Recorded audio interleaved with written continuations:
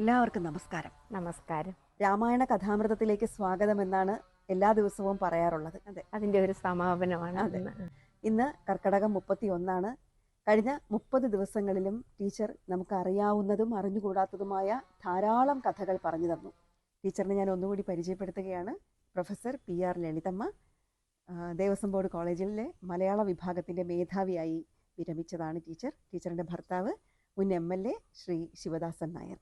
ഒന്നാമത്തെ അധ്യായത്തിൽ ഞാൻ സൂചിപ്പിച്ചതുപോലെ രാമായണം എന്ന് പറയുന്നത് കഥകളുടെ ഒരു മഹാസാഗരമാണ്. രാമായണ പാരായണം കഴിയുമ്പോൾ ഏറ്റവും ഒടുവിൽ നമ്മൾ ഫലശ്രുതി വായിക്കാറുണ്ട്. എന്നാൽ മാത്രമാണ് ആ പാരായണത്തിനൊരു പൂർണ്ണത ഉണ്ടാകൂ എന്നാണ് വിശ്വാസം. കഴിഞ്ഞ 30 ദിവസങ്ങളായി ടീച്ചർ 30-ലധികം കഥകൾ നമുക്ക് പറഞ്ഞു തന്നു. രാമായണത്തിൽ ഇങ്ങനെ ഒരു കഥയുണ്ടോ എന്ന് എന്നോട് പലരും ചോദിച്ചു കേട്ടോ ടീച്ചറെ. പുതിയ അറിവാണ് അവർക്കെന്ന് ഒരുപാട് പേർ പറഞ്ഞിരുന്നു. അപ്പോൾ ഇത്രയും കേട്ടതിൽ നിന്ന്, അല്ലെങ്കിൽ രാമായണം പാരായണത്തിൽ നിന്ന്, അതല്ലെങ്കിൽ രാമായണത്തിൽ നിന്ന് നമ്മൾ എന്താണ് സ്വാംശീകരിക്കേണ്ടത്, അല്ലെങ്കിൽ ഇതിൽ നിന്ന് നമ്മൾ എടുക്കേണ്ട ഗുണപാഠം എന്താണ്, ഇതാണ് ഇന്ന് ടീച്ചർ പറഞ്ഞു തരുന്നത്. നമുക്ക് എങ്ങനെ നമ്മൾ ജീവിക്കണം എന്നാണ് രാമായണം നമ്മളെ പറഞ്ഞു മനസ്സിലാക്കുന്നത്. അതിലൊരു 4 സഹോദര കൂട്ടങ്ങളെ പറയുന്നുണ്ട്. മനുഷ്യര്, രാക്ഷസര്, വാനരന്മാര്, സമ്പാദി, ജഡായു, പക്ഷികള്. ഇവരുടെ ഒരു നന്മ തിന്മകളിലൂടെ നമ്മൾ എങ്ങനെ ജീവിച്ചാൽ നല്ലവരായിട്ട് പോകാം. അമ്മ അച്ഛൻ യോജിപ്പില്ലാതെ വളർന്ന, കാമത്തിൽ നിന്ന് ജനിച്ച, അപ്പോഴേ അച്ഛനമ്മമാരെ ഉപേക്ഷിച്ച കുഞ്ഞുങ്ങൾക്കുണ്ടാകുന്ന ദയനീയ അവസ്ഥ ഇന്ന് നമ്മൾ മനുഷ്യരിൽ, നമ്മുടെ സമൂഹത്തിൽ കാണുന്നതാണ്. അങ്ങനെയുള്ള കുഞ്ഞുങ്ങളെ എങ്ങനെയാണ് ജീവിക്കുന്നത്, അവരനുഭവിക്കുന്ന മനപ്രയാസങ്ങള് ഒക്കെ എത്ര മുമ്പ് തന്നെ നമ്മുടെ ഋഷി കണ്ടിരുന്നു. മറിച്ച് ഭ്രൂണാവസ്ഥയിൽ തന്നെ വാത്സല്യവും സ്നേഹവും അനുഭവിച്ചാണ് രാമലക്ഷ്മണ ഭരത ശത്രുഘ്നന്മാർ വളരുന്നത്. തീർച്ചയായിട്ടും അവർക്ക് കിട്ടിയ വിദ്യാഭ്യാസം, തുടർ വിദ്യാഭ്യാസം, അവരുടെ വിവാഹം, ഇങ്ങനെ ഓരോന്നിലും അവർക്ക് കിട്ടിയ ആ ഒരു പിന്തുണ എത്ര കേമമായിരുന്നു. അവിടെ ഋഷിമാർക്കാണ് പ്രാധാന്യം കൊടുത്തിരിക്കുന്നത്. അതുകൊണ്ട് തന്നെ വളരെ സംയമത്തോടെ ജീവിക്കാനും, നല്ല ചിട്ടയോടെ, അച്ചടക്കത്തോടെ, സ്നേഹത്തോടെ, ധർമ്മനിരതരായിട്ട് പരസ്പര സ്നേഹ ബഹുമാനത്തോടെ കഴിയാനും, രാജ്യത്തിനോട് ആർത്തി പിടിക്കാതിരിക്കാനും അവർക്ക് കഴിഞ്ഞു. മറ്റവർക്ക് അത് കഴിയാതിരുന്നതിന് കാരണം ഈ ഒരു അച്ഛനമ്മമാരുടെ യോജിപ്പില്ലാതെ വളർന്ന കുഞ്ഞുങ്ങളാണ്. ശരിക്കും പറഞ്ഞാൽ കാമത്തിൽ നിന്ന് ജനിച്ച കുഞ്ഞുങ്ങളാണ്. അപ്പോഴേ അച്ഛനമ്മമാര് ഇട്ടുപോയി. സമ്പാദിയുടെയും ജഡായുവിന്റെയും മറ്റേ ബാലസുഗ്രീവന്റെ ഇട്ടുപോയി.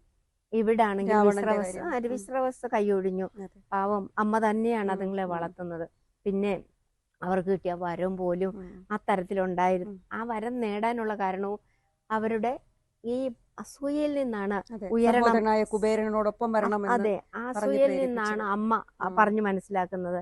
അല്ലാണ്ട് കണ്ടോ ഇല്ലേ പറയുന്നില്ല, കണ്ടോ അഗ്രജം പോകുന്ന കോപ്പുനി, ഇന്ന് നിനക്കും അവനും ഒരു മുനി തന്നെ പിതാവ്, അതുകൊണ്ട് എന്ത് ഫലമെന്ന് ചോദിക്കുന്നിടത്താണ് ഈ രാവണന്റെ ആ വളർച്ച തുടങ്ങുന്നത്. ആ വളർച്ച ഈ നല്ല നേരെയാവാതിരിക്കാൻ കാരണവും ഈ ഒരു വാക്കാണെന്ന് എനിക്ക് പലപ്പോഴും തോന്നാറുണ്ട്.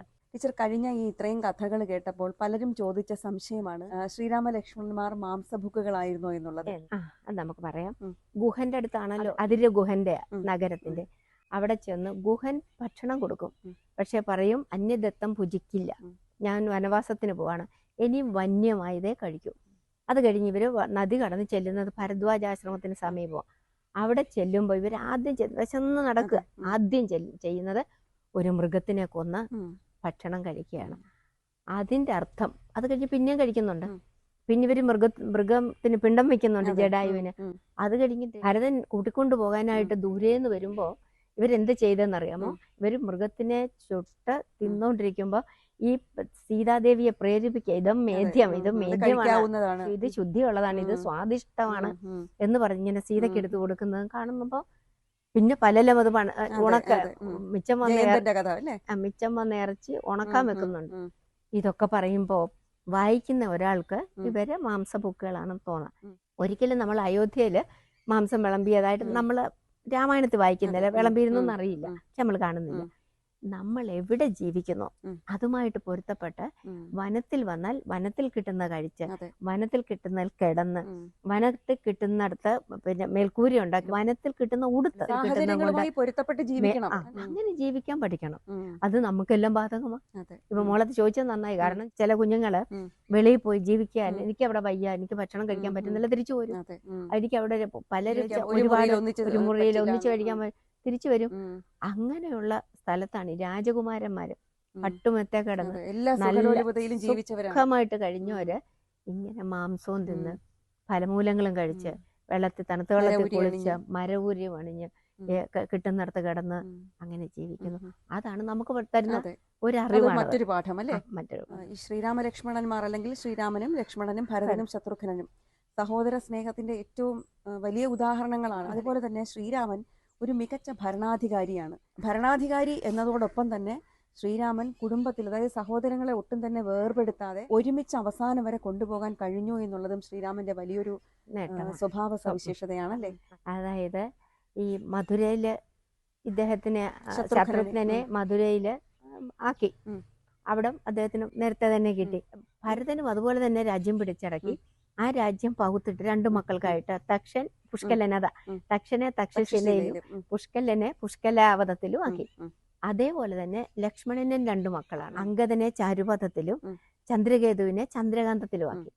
ഇങ്ങനെ ശ്രീരാമൻ ധർമ്മസ്ഥിതനായിട്ട് രാജ്യം ഭരിച്ചുകൊണ്ടിരിക്കുന്ന കാലത്ത് ഒരു ദിവസം അവിടെ യമൻ ഒരു ഭിക്ഷു വേഷത്തില്, ഒരു സന്യാസി വേഷത്തിൽ അവിടെ വരുന്നു. ലക്ഷ്മണനോട് പറയും, എനിക്ക് ശ്രീരാമചന്ദ്രനുമായിട്ട് കുറച്ച് സമയം രഹസ്യമായിട്ട് സംസാരിക്കണം. ഇത് കേട്ട ഉടൻ തന്നെ ആരാ എന്താന്നൊന്നും ചോദിക്കത്തില്ല, നേരെ രാമന്റെ അടുത്ത് ചെന്നു കൂട്ടിക്കൊണ്ടുവരാൻ പറയും. കൂട്ടിക്കൊണ്ട് ചെല്ലും. പതിവ് പോലെ ആചാര ഉപചാരങ്ങളെല്ലാം കഴിച്ചിട്ട് സ്വസ്ഥവനായിട്ട് ഇരുത്തി എന്നിട്ട് ഇദ്ദേഹത്തിനോട് കാര്യങ്ങൾ ചോദിക്കും. അദ്ദേഹം പറയും, ഞാനൊരു കാര്യം പറയാം, ഞാൻ ഈ പറയുന്നത് നമ്മൾ മാത്രം കേൾക്കാനുള്ളതാണ്. അതിനിടയിൽ വേറെ ആരും വരാൻ പാടില്ല. അങ്ങനെ ആരെങ്കിലും വന്നാൽ അവരെ വധിക്കണം. ഇങ്ങനെ പറയും. ഇത് കേട്ടു, ശരി ഞാൻ അങ്ങനെ തന്നെ ചെയ്യാം. എന്നിട്ട് ലക്ഷ്മണനെ അവിടേക്ക് വാതിൽക്കൽ നിർത്തി, ആര് വന്നാലും കയറ്റരുത്, അങ്ങനെ കയറ്റി വന്നാൽ ഇതാണ് ഫലം എന്നൂടെ പറഞ്ഞിട്ടുണ്ടാവാം. അതെല്ലാം സമ്മതിച്ചു. അപ്പൊ അദ്ദേഹം പറയും, ഈ വന്നയാൾ പറയും, മനുഷ്യ ജീവിതത്തിൽ വന്ന് അവതരിച്ച അങ്ങയുടെ ജോലികളെല്ലാം കഴിഞ്ഞു, ആ അവതാര ലക്ഷ്യം നേടിക്കഴിഞ്ഞു, പൂർത്തിയായി. ഇനിയിപ്പോൾ അങ്ങ് തിരിച്ചു പോകണം, അത് ഓർമ്മിപ്പിക്കാൻ വന്നാണ്. അദ്ദേഹം പറയും, ഞാനതിന് തയ്യാറായിട്ടിരിക്കുകയാണ്, ദേവാകാര്യങ്ങളിലൊക്കെ എനിക്ക് അതുപോലെ താല്പര്യമുണ്ട്, എനിക്കതിനകത്ത് വിസമ്മതമൊന്നുമില്ല എന്ന് പറയും. ആ സമയത്താണ് വാതുക്കല് ദുർവാസാവ് മഹർഷി വരികയാണ്. കോപത്തിന്റെ പര്യായം എന്ന് പറയാം അല്ലേ? അവിടെ വന്നു. ഉടനെ തന്നെ ലക്ഷ്മണനോട് പറഞ്ഞു, എനിക്ക് ശ്രീരാമനെ കാണണം. ലക്ഷ്മണൻ പറഞ്ഞു, അല്പനേരം നിൽക്ക്, ഇപ്പൊ തന്നെ ഞാൻ അദ്ദേഹത്തിന് ഒരു ഒരു ഒരു അതിപ്രധാനമായ ഒരു കാര്യം സംസാരിച്ചു കൊണ്ടിരിക്കുകയാണ്, ഇപ്പൊ കയറ്റിവിട എന്ന് പറയും. പറ്റിയല്ല, എനിക്കൊരു നിമിഷം നിൽക്കാൻ പറ്റത്തില്ല, എനിക്ക് ഭരണവിടാനുള്ള സമയമാണ്, ഞാൻ ഇത്ര 1000 വർഷത്തെ ഒരു വലിയ വ്രതം നോറ്റിട്ട് വരികയാണ് എന്നൊക്കെ പറയുമ്പോൾ അദ്ദേഹം വീണ്ടും സമ്മതിക്കത്തില്ല. ഇനി താമസിപ്പിച്ചാൽ ഞാൻ വംശത്തോടെ മുടിച്ചു കളയെന്ന് പറയും. അപ്പം ലക്ഷ്മണൻ വിചാരിക്കും, ഞാൻ ഒരാൾ പോയാൽ പോയി, എൻ്റെ വംശം നിലനിൽക്കുമല്ലോ, അതുകൊണ്ട് രണ്ടും കൽപ്പിച്ച് കയറിച്ചെല്ലും. കാര്യങ്ങൾ പറയും. ഇങ്ങനെ ഇദ്ദേഹം വന്ന് നിൽക്കുന്നു, പെട്ടെന്ന് കാണണമെന്ന് പറയുന്നു. കയറ്റിവിടാൻ ഉടനെ തന്നെ ഇത് യവനുമായിട്ടുള്ള സംഭാഷണം അവസാനിപ്പിച്ച് അദ്ദേഹത്തിനെ അങ്ങ് പറഞ്ഞു വിടും. ഈ ദുർവാസാവ് കയറി വരും, എന്താ കാര്യം, എനിക്ക് ഭരണം വിടണം. അപ്പൊ നമുക്ക് സ്വാഭാവികമായിട്ടും തോന്നാം, 1000 കൊല്ലം തപസ് ചെയ്തു, നീ 5 മിനിറ്റ് തോന്നാം. പക്ഷെ അവിടെ വിധി അത് തന്നെ. എന്തായാലും ഇദ്ദേഹം മൃഷ്ടാനമൊക്കെ കഴിച്ച് ഇഷ്ടപ്പെട്ട പാരണയൊക്കെ വേടിപ്പോയി. അത് കഴിയുമ്പോഴാണ് ഈ ചിന്ത വരുന്നത് അദ്ദേഹത്തിന്, ലക്ഷ്മണനെ വധിക്കണം, ഞാൻ എന്താ ചെയ്യുക, ഭയങ്കര ധർമ്മസങ്കടത്തിൽ അദ്ദേഹം ഇങ്ങനെ ഇരിക്കുകയാണ്. അപ്പം ഇവരെല്ലാം വിളിക്കുക, വസിഷ്ഠാദി മുനികളെ, എന്താ ചെയ്യുക. ലക്ഷ്മണൻ ഇത് മനസ്സിലാക്കി. ലക്ഷ്മണനെ സ്വന്തം പ്രാണനായിട്ടാണല്ലേ ശ്രീരാമൻ കാണുന്നത്. പിന്നെ സീതയെ പോലും ഉപേക്ഷിച്ചു. പക്ഷെ ലക്ഷ്മണൻ, നമുക്കതെങ്കിൽ ഒരുപാട് ചോദ്യങ്ങൾ വരേണ്ട സ്ഥലമാണ്, അതൊക്കെ നമുക്ക് വിടുക. എന്നിട്ട് ലക്ഷ്മണനെ എന്താ ചെയ്യുക. അപ്പൊ അവര് പറയും, നമുക്ക് വധിക്കുന്നതും ഉപേക്ഷിക്കുന്നതും ഒരുപോലെയാണ്, എന്നേക്കുമായിട്ട് ലക്ഷ്മണനെ ഉപേക്ഷിക്കാം. അത് തീരാവേദനയാണ് രാമചന്ദ്രന്, ലക്ഷ്മണനില്ലാതെ ജീവിക്കുക എന്നിട്ടും ലക്ഷ്മണൻ ഒന്നും മിണ്ടാതെ ഇറങ്ങി അങ്ങ് പോവാണ്. യാത്ര പോലും പറയാതെ നടന്ന് സരയൂ നദിയുടെ തീരത്ത് ധ്യാന നിമഗ്നനായിട്ടിരിക്കുന്നു. ആ സമയം വിമാനം വന്നിട്ട് ദേവന്മാർ ഇദ്ദേഹത്തിനെ അങ്ങ് കൊണ്ടുപോവുക, സ്വർഗത്തിലേക്ക് കൊണ്ടുപോവാണ്. അതങ്ങനെ കഴിഞ്ഞു. അതോടായപ്പം രാമന് പിന്നെ ഇവിടെ ഒട്ടും നിൽക്കണമെന്നില്ല. എന്റെ ഭരതനെ വിളിച്ചു പറഞ്ഞു, നീ രാജ്യം വെക്കണം, എന്നിട്ട് എനിക്ക് പോകാൻ സമയമാണ്, ഞാനും ലക്ഷ്മണനോടൊപ്പം പോവുകയാണ്. സീത നേരത്തെ പോയി കഴിഞ്ഞു. അപ്പോ ഭരതൻ പറയും, ഒരിക്കലും ഇല്ല, ഞാൻ അതേക്കത്തില്ല എന്ന് പറഞ്ഞ് ചന്ദ്രകാന്തം ബാക്കിയുണ്ട്. ലവനും കുശനും കൊടുത്തിട്ടില്ല. ആ സമയത്ത് ഉടനെ തന്നെ എന്ത് ചെയ്ത് ഇദ്ദേഹം ഉത്തരകോസലും ദക്ഷിണകോസലും രണ്ടുപേർക്കായിട്ട് കൊടുക്കുന്ന ഭരതനാ, രാമനല്ല. എന്നിട്ട് ഇവര് പോകാൻ ഒരുങ്ങുമ്പോൾ എന്നാൽ ആ കാര്യം ശത്രുഘ്നെ കൂടെ അറിയിക്കാൻ പറയും. എങ്ങോട്ട് ആള് പോകും? മധുരയിലേക്ക്. അപ്പൊ അവിടെ ചെന്നു ഈ കാര്യങ്ങൾ പറയും. ഉടനെ തന്നെ ഇദ്ദേഹം മധുരയുടെ സ്ഥലം രണ്ടാക്കിയിട്ട് മധുരയും വിദിശയും ഉണ്ട്. മധുര സുബാഹുവിനും വിദിശ ശത്രുഘാതിക്കും രണ്ടുപേർക്കും കൊടുത്തിട്ട് ഈ സൈന്യങ്ങളെയും സാധനങ്ങളും രണ്ടായിട്ട് പോക്കും. എന്നിട്ട് രണ്ടുപേരെ ഏൽപ്പിച്ചിട്ട് അദ്ദേഹം ഇങ്ങ് പോരുകയാണ്. അപ്പം ഈ ഭരതന്റെയും ലക്ഷ്മണന്റെയും ശത്രുഘ്നന്റെയും ശ്രീരാമന്റെയും ഈ രണ്ടാമക്കള് അവർക്കെല്ലാം സ്വത്തായി. അവരെല്ലാം വീതം വെക്കലുകളെല്ലാം പൂർത്തിയാക്കി. അതും നമുക്കുള്ള പാഠമാണ്. അച്ഛൻ മരിച്ചു കഴിഞ്ഞാല് വീതം വെച്ചിട്ടില്ലെങ്കിൽ പിന്നീട് ഉണ്ടാകുന്ന അടി നമുക്ക് സഹോദരങ്ങളെന്ന് പോലും മറന്നിട്ടാണ്. അതെ, പിന്നീട് സഹോദരങ്ങൾ ഭിന്നിക്കാനുള്ള കാരണവും. ഇപ്പൊ ശ്രീരാമചന്ദ്രനൊക്കെ ഒരുപോലെ പോയതുപോലെ അനന്തര തലമുറ ആവണമെന്നില്ല. അതും കൂടെ ഭദ്രമാക്കി. എന്നിട്ട് ഈ ഇദ്ദേഹം ഞാൻ മഹാപ്രസ്ഥാനത്തിന് പോവുകയാണെന്ന് പറയും. അതിനുള്ള ഏർപ്പാടുകൾ ചെയ്യാൻ വസിഷ്ഠാദികൾ വരും. ഇത് അതിനു മുമ്പുള്ള ചടങ്ങുകളുണ്ട്, അതെല്ലാം കുറെ അധികം കാര്യങ്ങളുണ്ട്, അതെല്ലാം ചെയ്യും. എന്നിട്ട് ഇദ്ദേഹം ശ്രീരാമൻ കയ്യിൽ വിരലിനിടെ ദർഭ പിടിച്ചിട്ട് അലങ്കാരങ്ങളും ഇല്ല, അതായത് വെഞ്ചാമരമില്ല, മെതിയടയില്ല, അലവട്ടമില്ല, നഗ്നപാതനായിട്ട് ഇങ്ങനെ നടക്കുകയാണ്. കൂടെ ഭരതന് ശത്രുഘ്നനുണ്ട്. മറ്റേ അദ്ദേഹം നേരത്തെ പോയി കഴിഞ്ഞു. എന്ന് ഈ വരുന്ന മനുഷ്യർ മൊത്തം ഇവരുടെ കൂടെ അങ്ങ് പോവുകയാണ്. വാനരന്മാരെല്ലാം ഉണ്ട്, രാക്ഷസന്മാരുണ്ട്. അറിയാലോ, വാനരന്മാര് ദേവന്മാരെ അവതരിച്ചപ്പോ കൂടെ വന്നതാ. അപ്പൊ ഇവരെല്ലാം കൂടി നിങ്ങൾ എങ്ങോട്ടാണ്? ഞങ്ങൾ അങ്ങേ വിട്ട് ഞങ്ങളാരും പോകത്തില്ല. എന്നിട്ട് ഇങ്ങനെ ഈ നദിയിലേക്ക് ഒരു എത്രയോ കഥ നടന്നപ്പം സരയൂ നദിയിലെത്തി അവിടെ ഇദ്ദേഹം നദിയിലേക്ക് ഇറങ്ങി. അതിമനോഹരമായ ഒരു കവിതയുണ്ട്, എനിക്ക് തോന്നുന്നു തിരുനെല്ലൂർ സാറിന്റെ. അന്ന് ഇദ്ദേഹം ഇങ്ങനെ ഈ പാദം, അത് കഴിഞ്ഞ് മുട്ടറ്റം, കഴുത്തറ്റം, ഇങ്ങനെ കൈകൾ പൊക്കി ആ തലയ്ക്ക് മുകളിൽ വെച്ച് സരയൂ നദിയിലേക്ക് മുങ്ങിത്താഴുന്നു മഹാനായ നമ്മുടെ ശ്രീരാമചന്ദ്രൻ. അതോടെ അപ്പൊ ആ സമയത്തേക്കും ആകാശം മുഴുവൻ വിമാനങ്ങൾ നിറഞ്ഞു. ഇവരെ എല്ലാവരും കൊണ്ടുപോകാനായിട്ട് അവിടെ ഒരു പ്രത്യേക ഒരു സ്വർഗമുണ്ട്. അങ്ങനെ ഒരു സ്വർഗത്തിലേക്കാണ് ഇവരെ എല്ലാം കൂടെ കൊണ്ടുപോയി ബാക്കിയുള്ളവരെ ഒക്കെ ആക്കി ശുഭപര്യവസായിട്ട് രാമായണം അവസാനിക്കുമ്പോൾ നമ്മൾക്ക് എന്തൊക്കെയാണ് ഭഗവാൻ നേടിത്തന്നത്? നന്നായിട്ട് ജീവിക്കണം, ധർമ്മനിരതരാവണം, സഹോദര സ്നേഹം ഉണ്ടാവണം, ശത്രുത പാടില്ല. അപ്പോ എന്തുകൊണ്ടാണ് രാമായണം കർക്കടകത്തിൽ പാരായണം ചെയ്യണമെന്ന് പറയുന്നത്? ചിങ്ങം മുതല് ഓരോ മാസങ്ങൾക്കും നമ്മൾ ഓരോ ജോലി കൽപ്പിച്ചിട്ടുണ്ട്. ഇതിനകത്തെല്ലാം ഉദ്ദേശിക്കുന്നത് പ്രകൃതി സംരക്ഷണം, പരിസര ശുചീകരണം, ഇതാണ് പ്രധാനമായിട്ടും. നമ്മൾ ഓണം മുതൽ ആലോചിച്ച് നോക്കിയേ, പൊന്നെല്ല് വിളയുന്നു, അത് എന്ന് പൂക്കൾ ഉണ്ടാകുന്നു, പൂക്കൾക്ക് പ്രാധാന്യം, അത്തപ്പൂവിടൽ എന്ന് പറയുന്ന ആ പരിപാടി. അത് കഴിഞ്ഞു പട്ടിണി കിടന്നിട്ട് ഈ കർക്കടകം കഴിഞ്ഞു വരുന്ന ചിങ്ങത്തിലെ സുഭിക്ഷത, അത് നമ്മുടെ വയർ നിറയ്ക്കും. കളി, ഓട്ടം, ചാട്ടം, ഊഞ്ഞാലാട്ടം നമ്മുടെ ശരീരത്തിനെ പുഷ്ടിപ്പെടുത്തും. മനസ്സും ശരീരവും പുഷ്ടിയായാൽ നമ്മളുടെ മനസ്സിലേക്ക് വിദ്യ ദാനം ചെയ്യാനുള്ള പാത്രമായി, സൽപാത്രമായി. അടുത്ത മാസം വിജയദശമിയാകും. അപ്പൊ നമുക്കിത് നമ്മുടെ ശരീരവും മനസ്സും നന്നായി, വിജയദശമി അക്ഷരം ഞാൻ ഉറയ്ക്കുന്നു. അത് കഴിഞ്ഞ് നമുക്ക് വെളിച്ചം ഉണ്ടാവുന്നു. ദീപാവലി തുലാമാസത്തില് ഇത്രയും ആകുമ്പോ നമുക്ക് സ്വാഭാവികമായിട്ട് ഇത്തിരി അഹങ്കാരം വരും. അതിനാണ് 41 ദിവസം വൃശ്ചികമാസത്തിലെ മണ്ഡലകാലം. മണ്ഡലകാലം എന്ന് പറഞ്ഞാൽ സൂര്യമാസം, അതായത് 365 ദിവസം, നക്ഷത്രമാസം 324. ഈ 365 നിന്ന് 324 കുറച്ചാൽ കിട്ടുന്ന 41, അതൊരു ശൂന്യവേളയാണ്. ആ ശൂന്യവേളയിൽ പൗഷ്ടികാഹാരം കഴിച്ച് ബ്രഹ്മചര്യം കാത്ത് നന്നായിട്ട് ജീവിക്കണം. അങ്ങനെ ജീവിച്ചു വരാം ഞങ്ങളൊക്കെ. അത് നമ്മൾ കുളിച്ചിട്ട് രാവിലെ ശരീരം കൊണ്ടും ഒരു പൊത്തെണ്ണ തലേ വെക്കുന്ന, ആദ്യം പൊത്ത് വെക്കും. അത് കഴിഞ്ഞ് അത് ഉച്ചയ്ക്ക് കെട്ടി വെച്ചിട്ട് ജോലി ചെയ്യും. കുളിച്ചിട്ട് ഭ്രൂമധ്യത്തിൽ ചന്ദനമല്ല, മുക്കുറ്റിയുടെ ചാറ. അതാണ്, അതിനൊക്കെ ഒരുപാട് ഗുണങ്ങളാണ്. ഒരു തുള്ളി ഇവിടെ ഇറ്റിക്കും, എന്നിട്ടാണ് പൗഷ്ടി. അങ്ങനെ വൈകുന്നേരം വരെ ആകും. നല്ല ദാരിദ്ര്യമാണ്, ഒരുപാട് പണമില്ല ആരുടെയും കയ്യില്. അരി, അത് സാമാനങ്ങൾ ഒന്നും ഇല്ലാന്ന് പറയാം. അങ്ങനത്തെയുള്ള കാലത്ത് രോഗം, പട്ടിണി, പ്രതികൂല കാലാവസ്ഥ, ഇതെല്ലാം കൂടെ ഒരു ദുഃഖമാണ്. അവൻ, ഞാൻ പറയാം, നമ്മളിപ്പം ഈശ്വരനെ വിളിക്കും, നാമം ജപിക്കും വൈകിട്ട്, രാമ രാമ രാമ രാമ ഇങ്ങനെ വല്ലയിടത്തും ഓർത്തോണ്ട. അതേസമയം നമ്മുടെ ആരെങ്കിലും ആശുപത്രിയിലുണ്ട്, നമ്മുടെ ആരെങ്കിലും ദൂരെ നിന്ന് വരുന്നു, അല്ലെ പ്രതികൂല കാലാവസ്ഥയിൽ ആരെങ്കിലും ഇതുപോലെ വെള്ളപ്പൊക്കം വന്നു, ആ സമയം നമ്മൾ ദൈവത്തിനെ വിളിക്കുന്നത് അതുപോലെയാണ്. ആ ദുഃഖം വരുമ്പോൾ നമ്മൾ ഈശ്വരനെ മനസ്സുകൊണ്ട് അറിഞ്ഞു വിളിക്കും.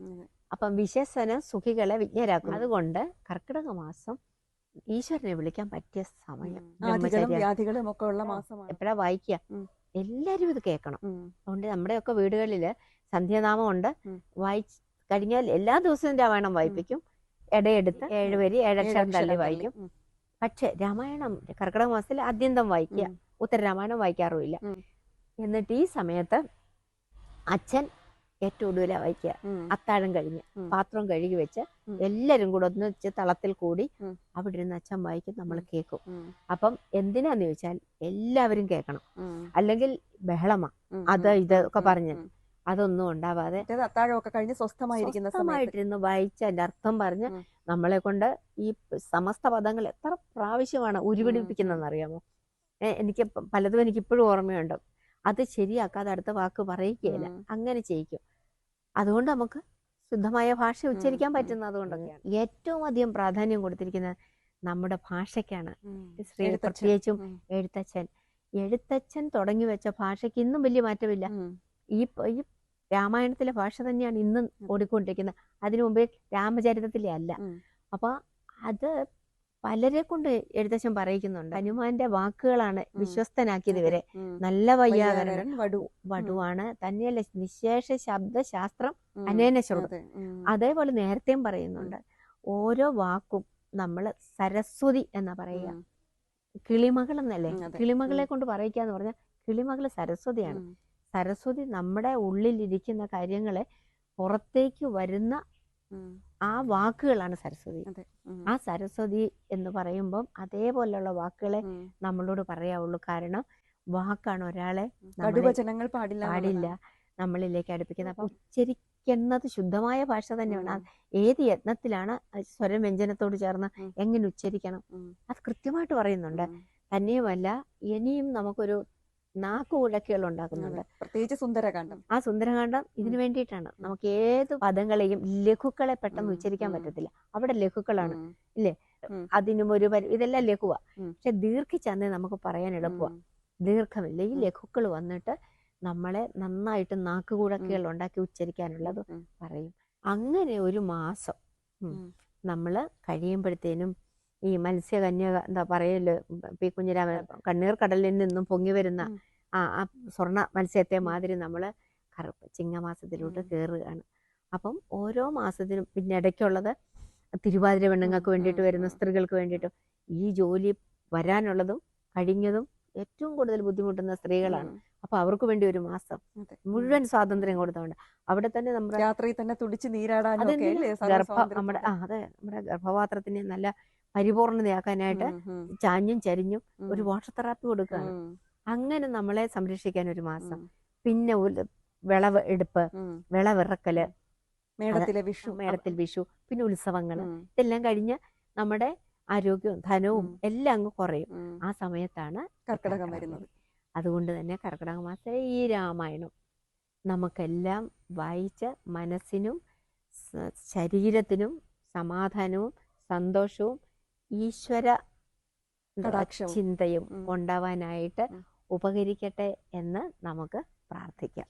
അപ്പം നമുക്ക് ഭക്തി മാത്രമല്ല, ലൗകിക ജീവിതം മാത്രമല്ല, നമ്മുടെ ഭാഷ, നമ്മുടെ സംസ്കാരം, ഇതെല്ലാം കാത്തു സൂക്ഷിക്കുന്നതിന് വേണ്ടിയിട്ട് ആണ് ഈ രാമായണം രചിക്കപ്പെട്ടത്.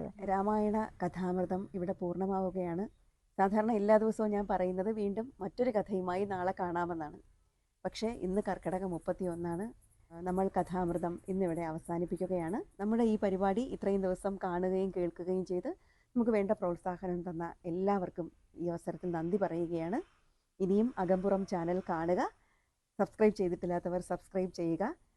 നിങ്ങളുടെ അഭിപ്രായങ്ങൾ കമൻറ്റ് ബോക്സിൽ എഴുതുക. എല്ലാവർക്കും ഒരിക്കൽ കൂടി നന്ദി പറയുന്നു. നമസ്കാരം. നമസ്കാരം.